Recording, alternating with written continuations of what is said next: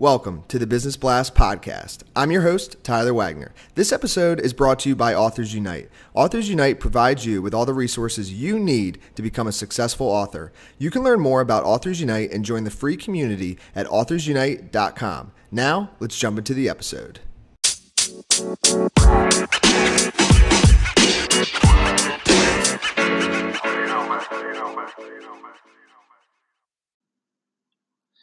All right, everyone. Welcome back to another episode of the Business Blast podcast. I'm your host, Tyler Wagner. Today I have Paula with us. She is the spiritual architect and creator of soulshape.me, where she supports people in setting a strong foundation for their spiritual practice so they can connect deeper to themselves and others to create a huge impact in the world. So welcome to the show.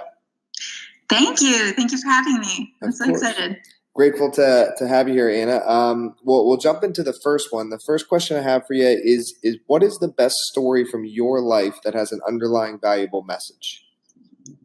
I guess that would be following your heart in the sense of and being courageous in stretching past what's scary, right? And then building up from that. So, for example, I had a career in architecture. I was in architecture for about 10 years overall, including school and everything.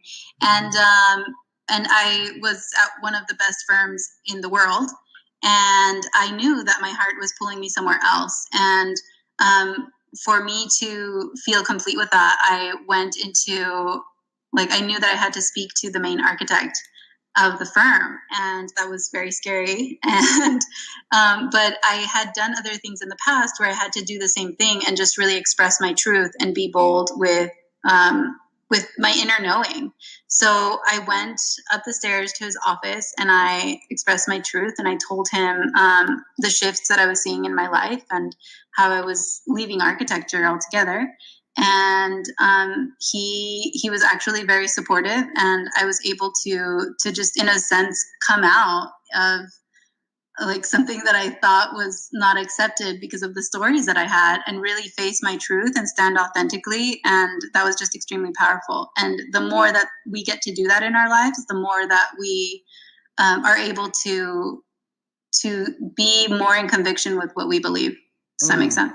Yeah, no, it does. And I actually wanted to dive a little bit deeper there. So I think, and you actually did explain it, but I think there maybe even could be more talked about here. So for instance, I think it's hard for people, a lot of people, to follow their heart. They're like, well, I don't know what I want. And my actual response to such things, because for instance, I run two companies and I do this podcast, and I absolutely love the podcast. And I wouldn't have discovered it if I hadn't tried all these different things and actually kind of become aware of what my heart or body was feeling as I was trying out all these different professions.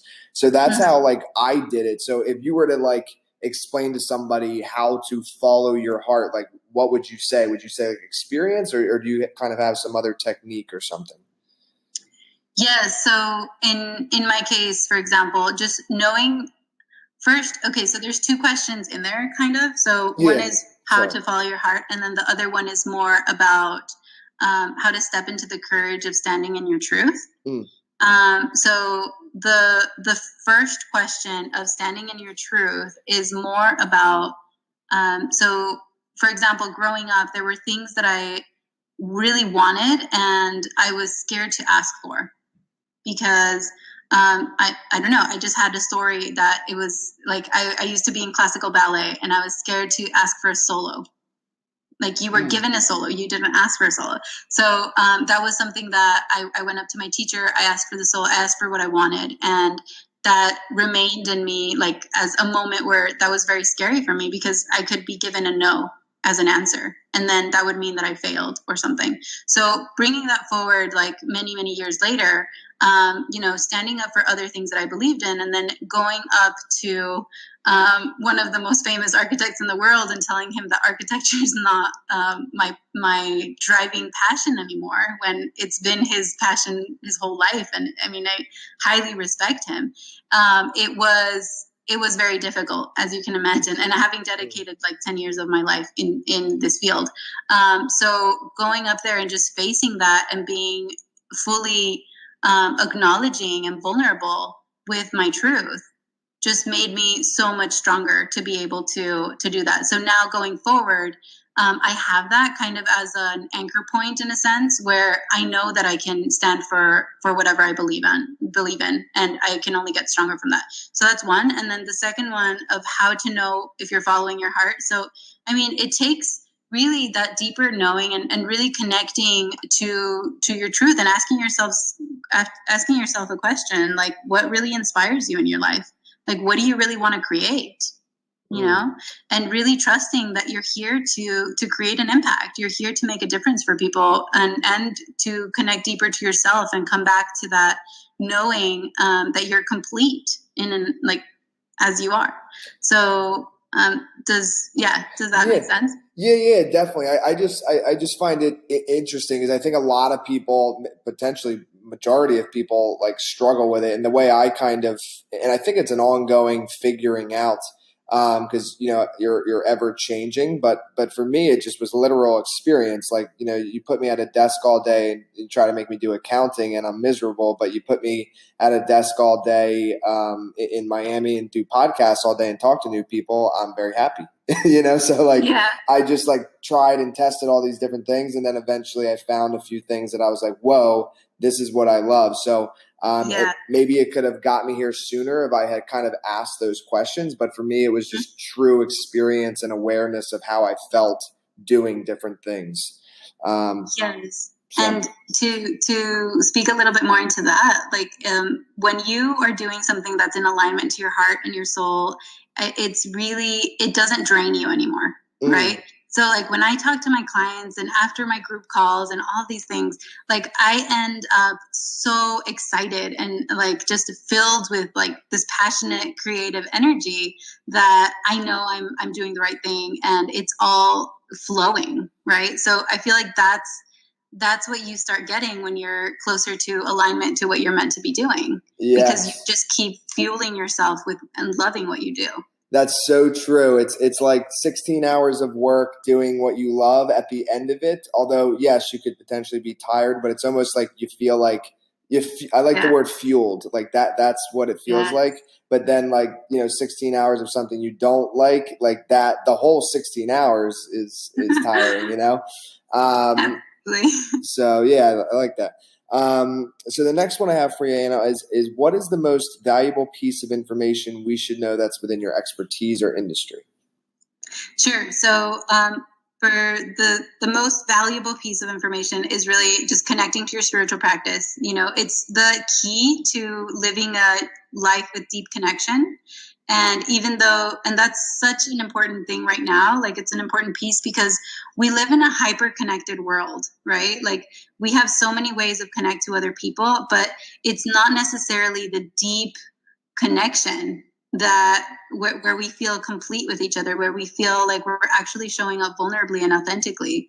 So that's what's really important. And in order to do that, spiritual practice allows for you to have that deeper connection because you start knowing closer to, like you start knowing who you are at a deeper level. So you're able to share yourself at a deeper level with other people.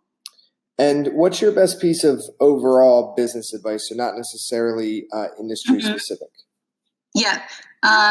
This is something my business coach says, and I love it. So she says, your business growth will only match your personal growth. Yes, I agree. That's huge. It is huge. It definitely is. And I think especially, I think it's in anything, but in entrepreneurship, like I think, and I've heard this said before, like your business is like an extension of yourself. Yes. And when you realize that, then you can also start to realize like the connection between like health and your business, because if you don't have good health, like you're not putting in 16 hours a day, regardless if you love it or not. Maybe you could get past it, but all those things connect together, is the point, in my opinion. So the next one I have is so if you could give your younger self one piece of advice, what would that be?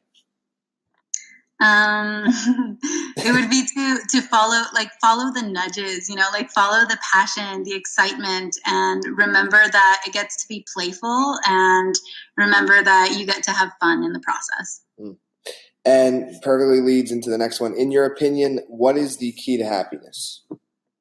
The key to happiness is deep connection with ourselves so that we truly get to experience the oneness that we are. Like true connection with ourselves starts dissolving the illusion of separation with other people. And yeah.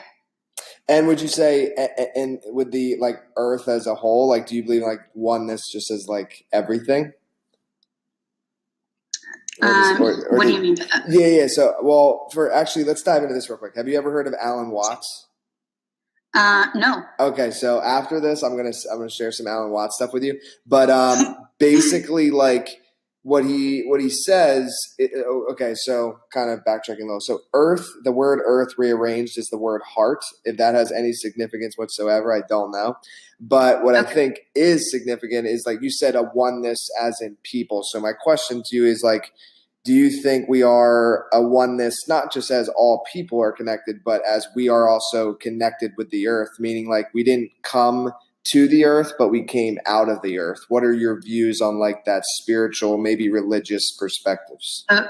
Yeah, so it's the oneness in a spiritual sense for sure, but a oneness energetically, right? Like we all exist in this field of infinite potentiality, and that's where we're connected through. Like the more that you break us down, we're just vibrating particles of light, and it's magical. So if everything is vibrating particles, we're all one. It's just vibrating in different densities in a sense, right? Yeah. So that's what I mean by oneness, and I feel like that's it, definitely in a spiritual context, and it aligns with the earth as well, because everything that we see is vibrating particles as well.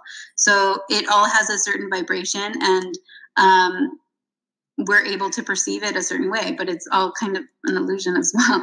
Yeah, totally. And also, just to have a distinction there, you said religious, but this is really not religious at all, because religion has like a different component to it. Mm-hmm. You know what I mean? Yeah, totally. And I was just curious of your perspectives, and I agree with that. Like it's funny because it's like, I guess these particles, when you arrange them in different ways, like we look different. I'm male, you're female, but when you break it down to its most basic, simplest forms of vibrating particles, it's all one.